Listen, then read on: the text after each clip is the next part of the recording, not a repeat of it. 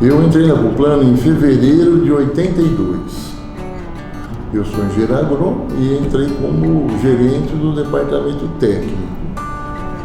E a gente se ocupava de topografia, regulagem de máquinas em geral, recomendações técnicas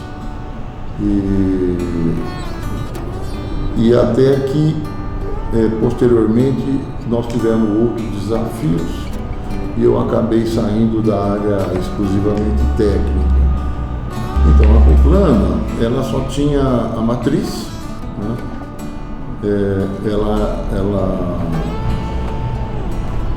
não tinha nenhuma filial em outras cidades e ela tinha um posto de gasolina que seria uma filial, mas em Guariba também. A cana era toda produzida para ser colhida manualmente, então tudo girava em torno disso, né, do plantio à colheita. Quando eu ingressei em 82, o Proálcool, ele foi de 75, mas o Proálcool ficou mais ou menos na marcha lenta, até que no final dos anos 70 ainda, início dos 80, começou-se realmente a aumentar a área plantada com cana, pensando já no etanol, né? Então passou a ser açúcar e etanol. Então a nossa vida na Cuplana era essa. Naquela época, as áreas que antes eram ocupadas por plantios de algodão, de amendoim, de milho, de arroz, tinha algum café ainda na região, tinha alguma pecuária na região, e com o aumento das áreas de cana, o que estava acontecendo? A cana foi substituindo as culturas perenes, café, pastagem e de grãos. Essa região toda de Ribeirão Preto, onde a Cuplana está inserida, é uma região de solos férteis, há muitas décadas cultivadas com grãos, e quando o Proálcool veio para necessitar de mais terras, nós ainda tínhamos algumas fazendas que estavam por ser, digamos, melhoradas em termos de fertilidade, tá? E essas fazendas, elas foram utilizadas na expansão da cana também. E aí vale um capítulo, que é o capítulo do Roberto Rodrigues. O Roberto Rodrigues, ele começou a plantar soja,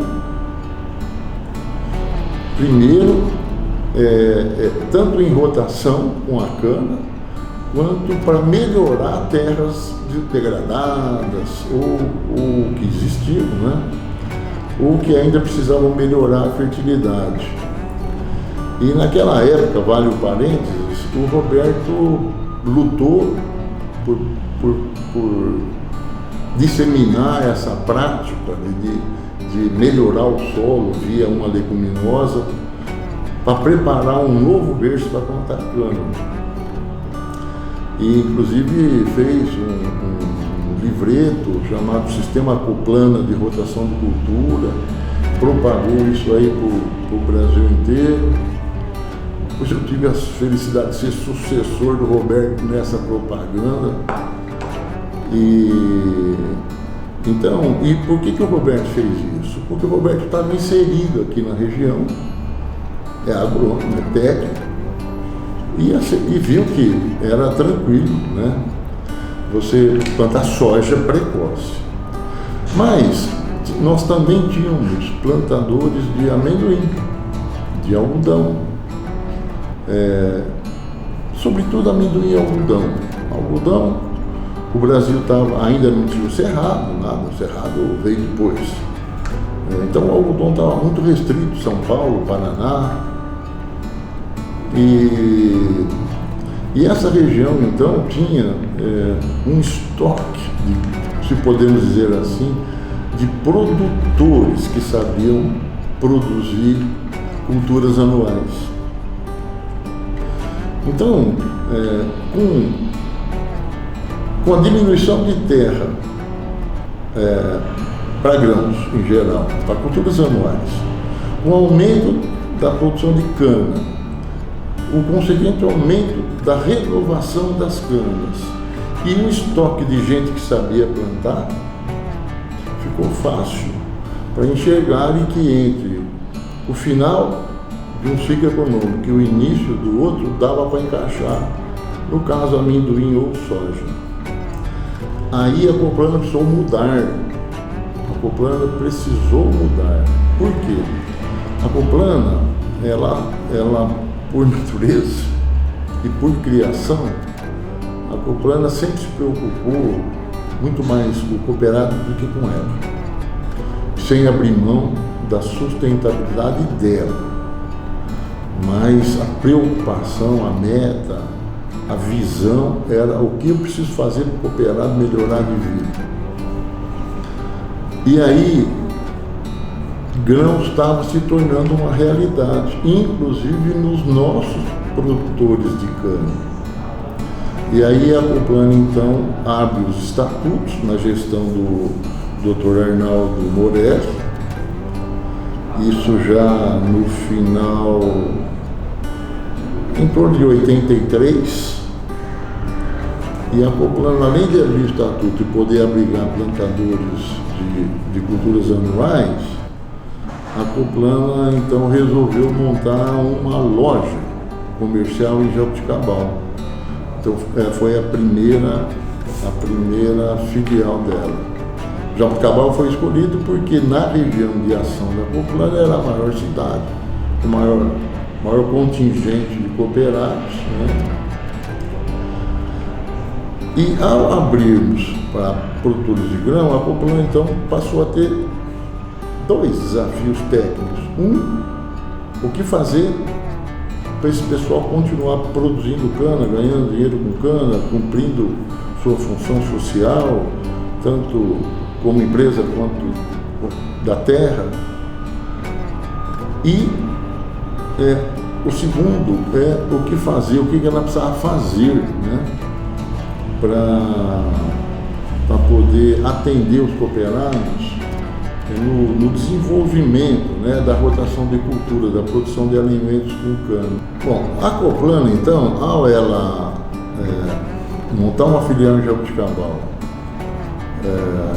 e passar a admitir outros agricultores que não apenas de cana, a Coplana então passou a ter, digamos, sobretudo, três desafios em termos de culturas de interesse econômico na região: a cana, a soja e o amendoim. A cana, por conta de que a Coplana não tinha usinas, a Coplana ficou reservada para ela a parte de conhecimento técnico, né, expansão do conhecimento técnico, e fornecimento de insumos, etc.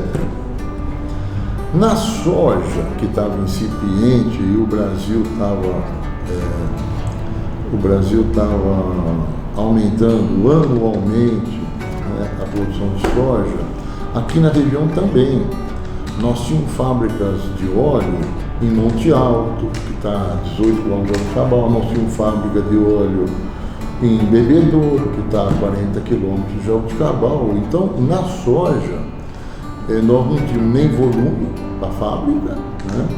E nós não tínhamos, portanto, outra coisa a fazer a não ser o mesmo que na cana, que era disseminar o conhecimento técnico, fornecer sementes, fornecer insumos.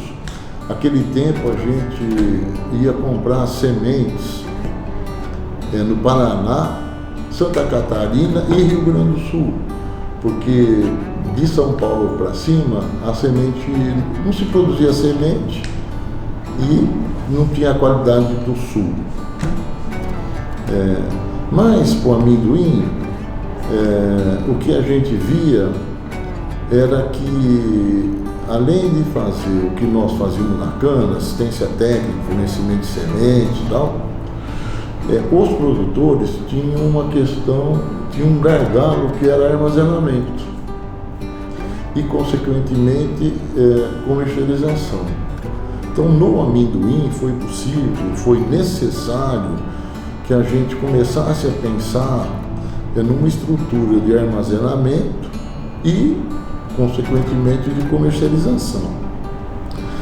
E assim, então, a Coplana inaugurou, né, uma nova fase da existência dela, a partir de 84, 85, onde ela fez a sua a primeira safra de amendoim. Apesar de o amendoim, anteriormente o amendoim já estava sendo fomentado pela Coplana, ela ainda não tinha entrado na comercialização. Então, no início que começou, né, era apenas o fornecimento de semente que a gente comprava de terceiros, assistência técnica, etc. Bom, então nós podemos dizer que a Coplana foi de 63 a 84, 83, 84, uma cooperativa de cana, e ali se inaugurou a fase dela de culturas anuais, a princípio, que eram soja e milho, conforme eu já disse várias vezes, soja e amendoim. E, bom, e com isso, essa primeira fase se encerra. Bom, como eu disse, aquela primeira fase da Coplana terminou ao ela se transformar em uma cooperativa mista. Tá? E era um tempo ainda em que as coisas estavam se transformando. Nós tínhamos algumas situações, digamos, na macroeconomia, que era início de uma grande inflação, que era talvez o pior período que a agricultura já passou no país. A inflação, ela fazia com que,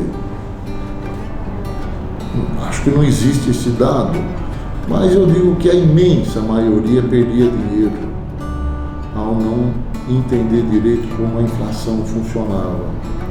Com a agricultura você produz e colhe, digamos, tudo de uma vez. Um produtor, ele colhe a colheita dele, faz a safra dele em um mês e tem 12 meses no ano. A inflação acabava com isso. Então nós tínhamos alguns desafios, era como enfrentar essa questão de rentabilidade das culturas em geral. E nós estávamos então olhando, né, além da cana, que ainda era, digamos, protegida por política pública, o IAA ainda existia, de maneira que a luta nossa era produzir e lutar por preços que eram tabelados. Já no amendoim e na soja, nós fomos expostos, né, ao mercado. A Coplana, ao olhar a soja, ela viu que no início ela teria, nós tínhamos condições de, além de produzir, já armazenar, que era nas fábricas em geral. Na região de Ribeirão Preto tinha vários compradores de soja. Amendoim já era mais complicado. Bom, então para nós era nítido que a questão do amendoim ela precisava ser analisada com mais profundidade. Agora eu queria também fazer um parênteses e lembrar e contar sobre o amendoim, a planta, tanto a planta quanto o grão, né?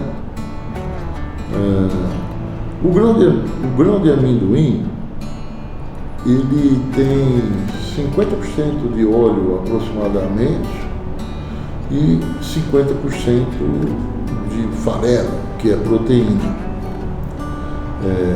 A soja tem em torno de 20% de óleo e 70% de farelo.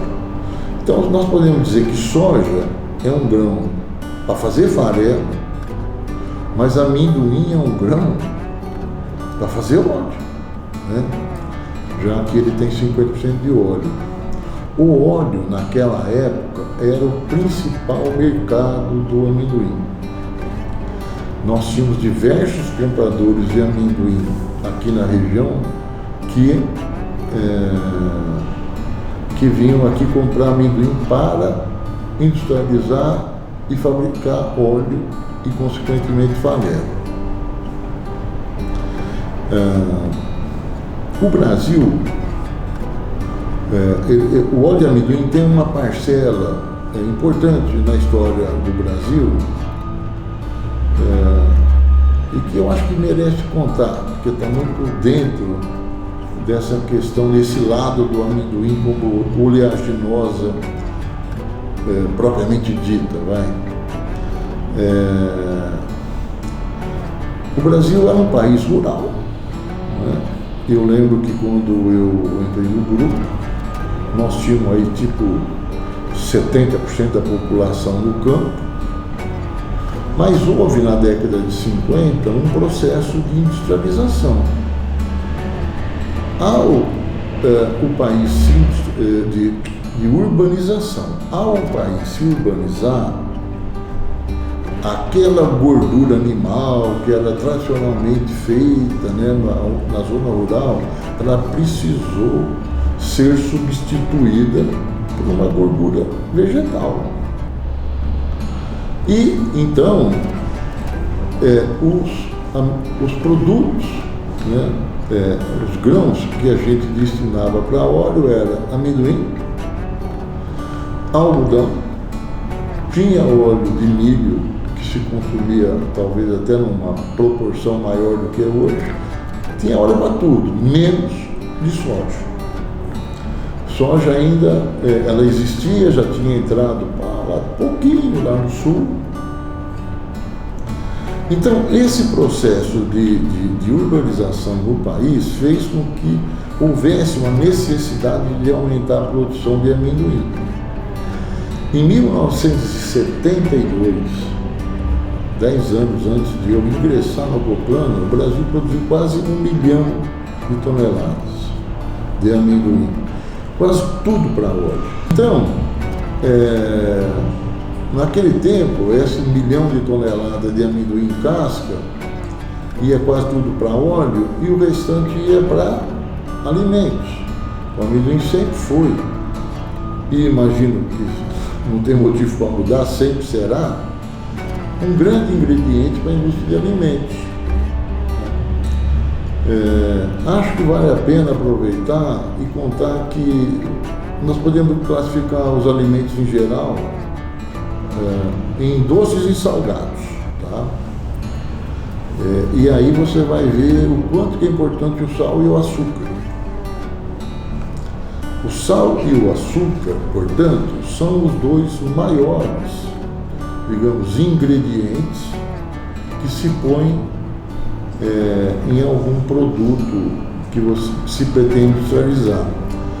O amendoim, ele vai para as duas linhas, né? O amendoim vai para a linha do doce, paçoquinha, etc. E vai para a linha do salgado, né? Snacks em geral, tal.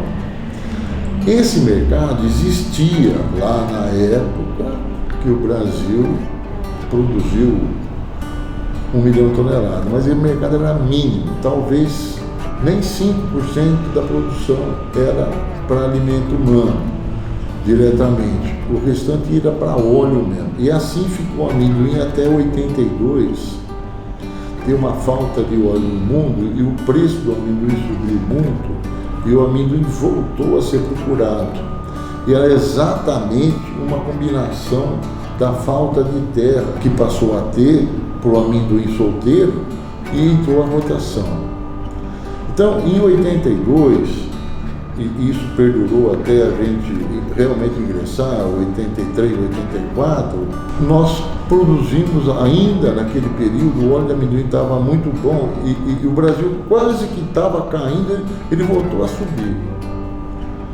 E aí a gente não estava mais com 1 milhão de toneladas porque a soja tinha tomado o lugar do amendoim nos últimos 10 anos.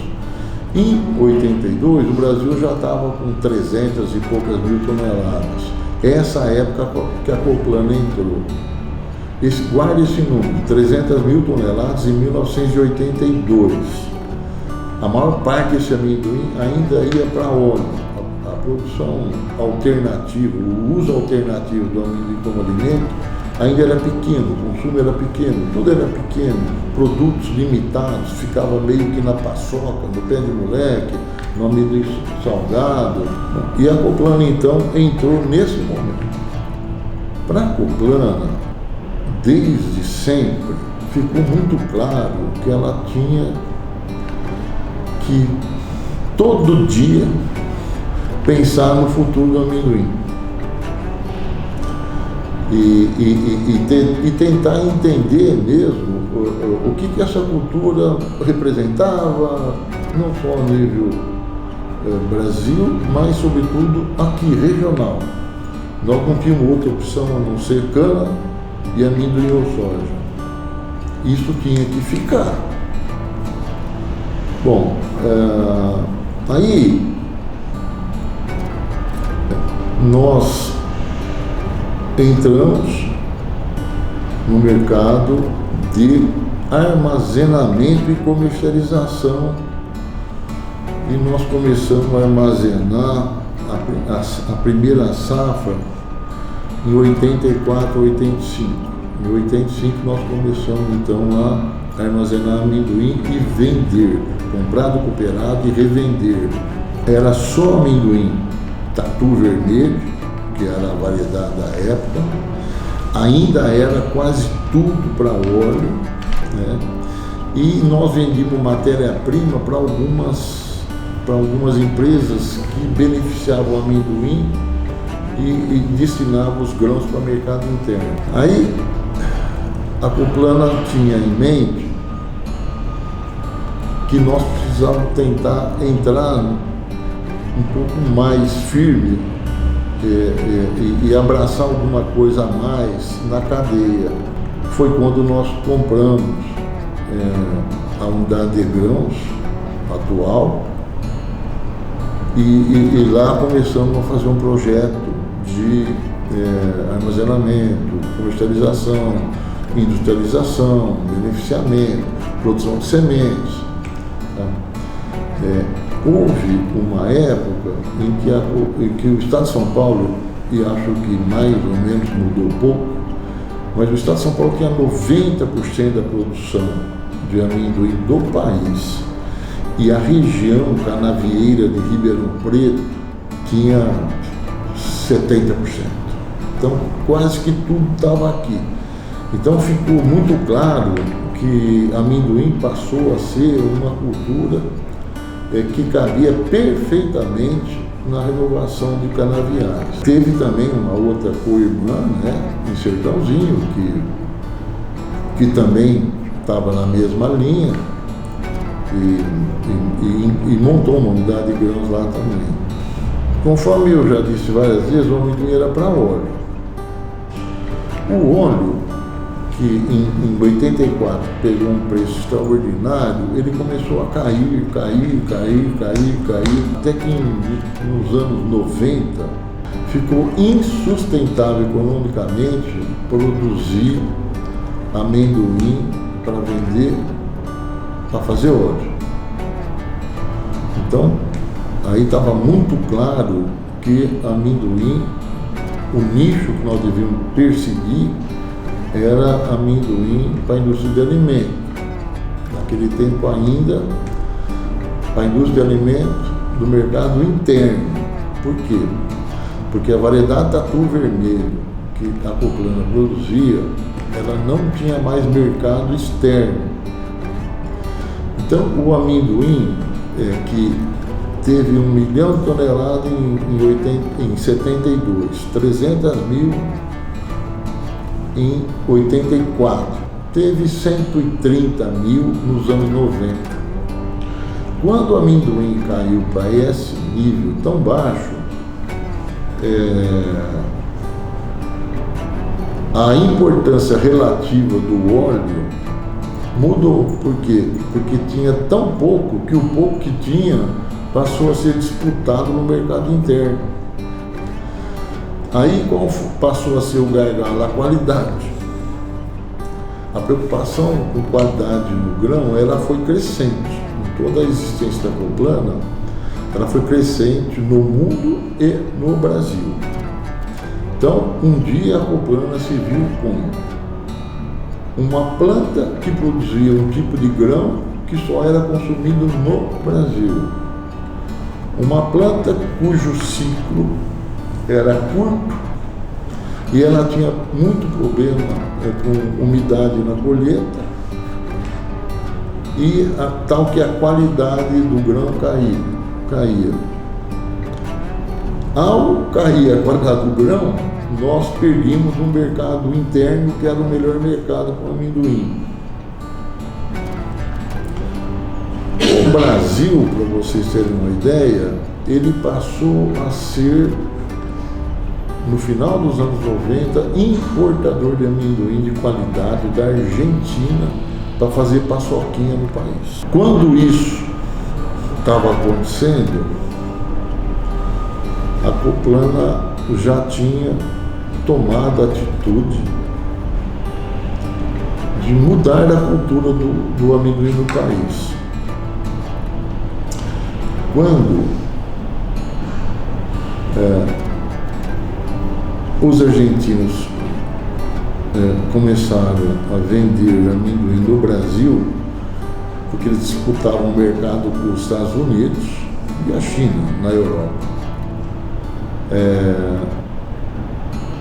Nós já tínhamos dado um jeito de arrumar uma certa quantidade de semente da planta que hoje é cultivada no Brasil, do tipo de planta que hoje é cultivada no Brasil. Isso era final dos 90, a Coplana continuava produzindo amendoim vermelho, mas ela passou a ter uma pequena quantidade de amendoim rasteiro, da película clara, cujo nome é Runner, o grupo, digamos, de tipo de planta. Aí, esse amendoim que era incipiente, que era o amendoim que a Argentina estava começando a vender aqui, esse amendoim, ele era, diferentemente do vermelho, era necessário arrumar máquinas, né, para fazer uma operação que era manual, que era tirar o amendoim da terra e expor ele ao sol para ele secar, e também melhorar o tipo de colheita. A Coplana, ela se preocupou, e ela foi a pioneira disso, e não tem nenhum registro a não ser o da Coplana, em termos de quem foi realmente o pioneiro do grupo de amendoim do grupo Runner no país. A Coplana, vendo que não bastava só você ter a semente, ela viu que tinha que ter a tecnologia de produção. O que agregou? O que precisava ser agregado? Qual era o tipo de máquina que ia fazer o serviço de tirar o amendoim da terra e expor ele ao sol? Qual era o tipo de máquina que ia recolher esse amendoim e transportar até a unidade de armazenamento? Qual era o tipo de maquinário e de processo que nós precisaríamos aproveitar e limpar e secar esse amendoim? E, consequentemente, qual era o tipo de armazenagem?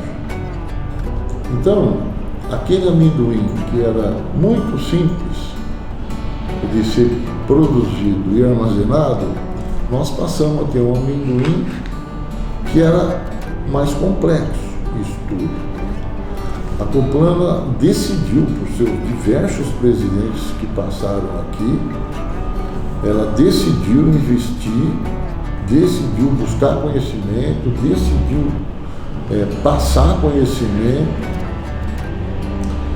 e então a gente viu que nós estávamos prontos. O amendoim se mostrou viável naquelas quantidades experimentais e a gente estava pronto então para difundir um novo sistema de produção. Bom, a partir do momento que a Coplana então decidiu mudar todo o sistema produtivo do amendoim regionalmente, obviamente que ela estava contribuindo também para mudar a planta, a cultura do amendoim nacionalmente. Como São Paulo concentrava a produção, isso continuou por aqui. Bom, ao a gente introduzir o amendoim Runner, que é o plantado no país, é o plantado na Argentina, é o plantado nos Estados Unidos, nós estávamos nos, digamos, candidatando a sermos exportadores de amendoim. Tá? E até que a primeira exportação de amendoim da Coplana foi em outubro de 2001.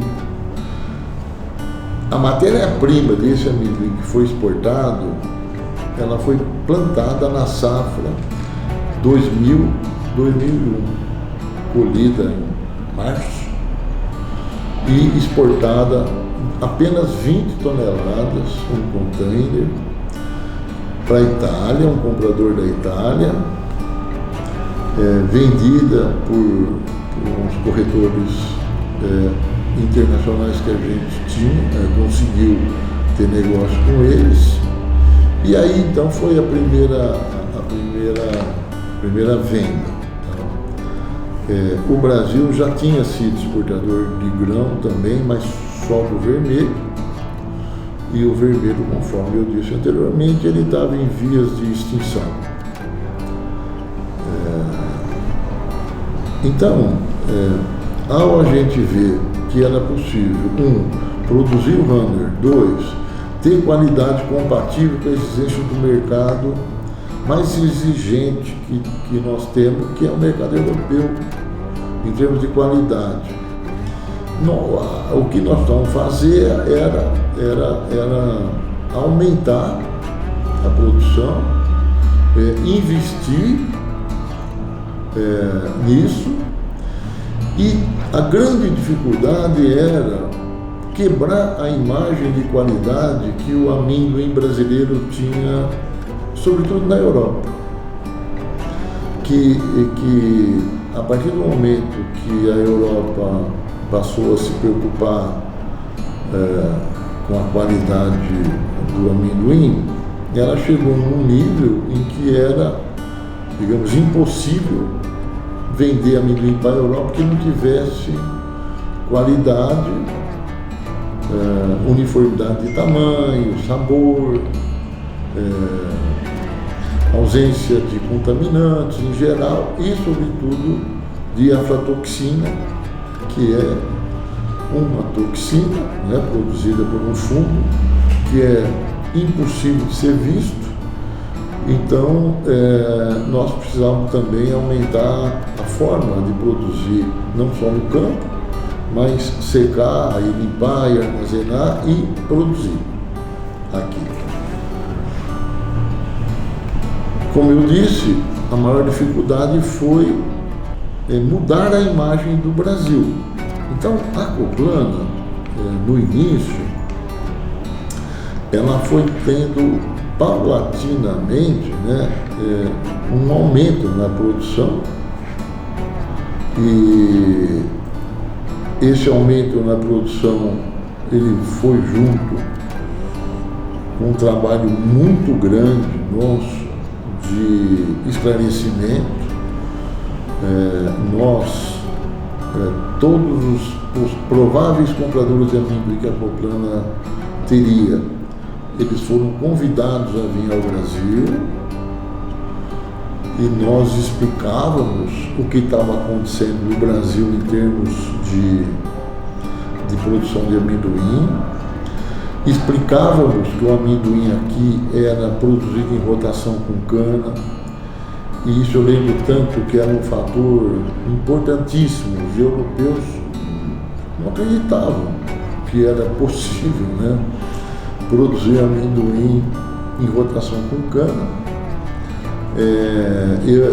Nós sempre dissemos que a melhor rotação que tem para amendoim é a pós-cana, e com isso então que eles pudessem ficar tranquilos que a nossa qualidade seria sempre maior, 2, nós iríamos crescer, ter volume. Então, mesmo assim, foi uma luta grande.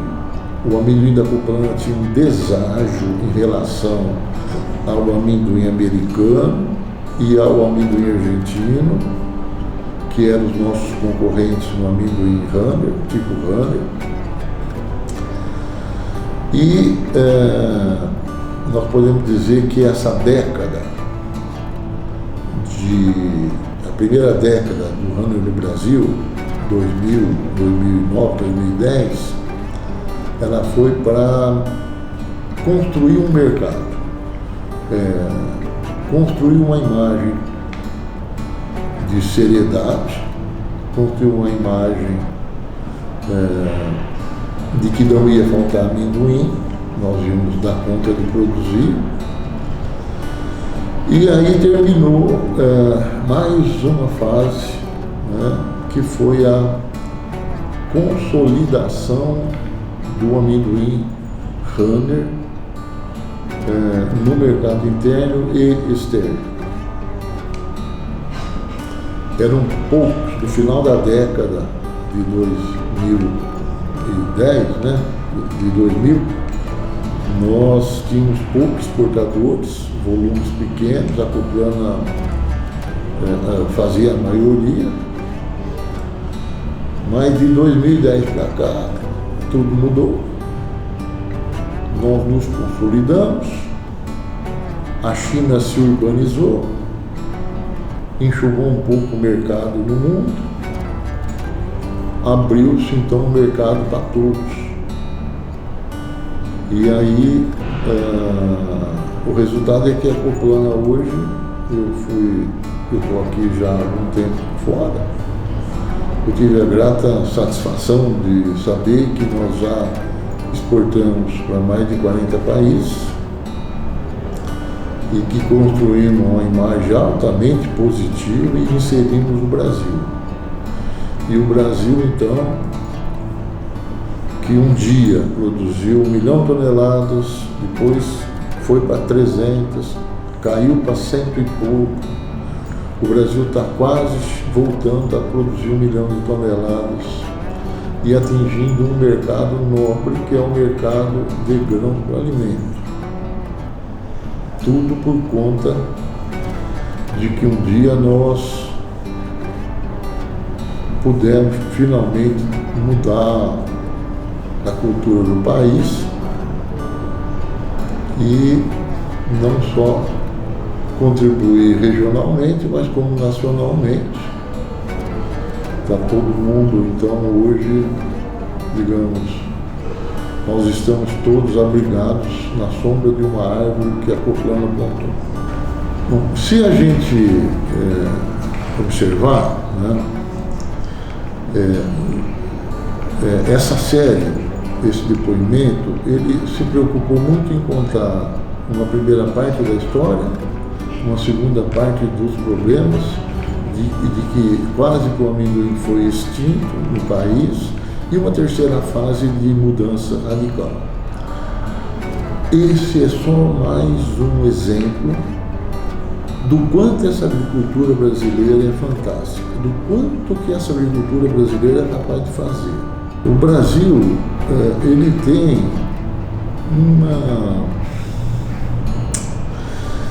tem uma capacidade de criar e de inovar e de transformar coisas que nós temos que aproveitar o máximo possível, né?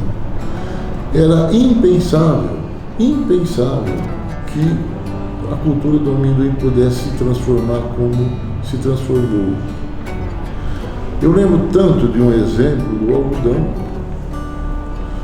O algodão foi para o cerrado, não tinha nada que indicasse lá atrás que o algodão iria para o cerrado.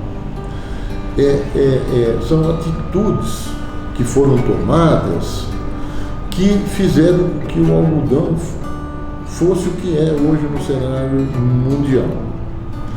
Eu não tenho dúvida de que quanto mais passa o tempo, mais aumenta a produção, mais novos entrantes vão surgindo, mais tecnologia irá surgindo e o amendoim é só mais um capítulo dessa fantástica agricultura.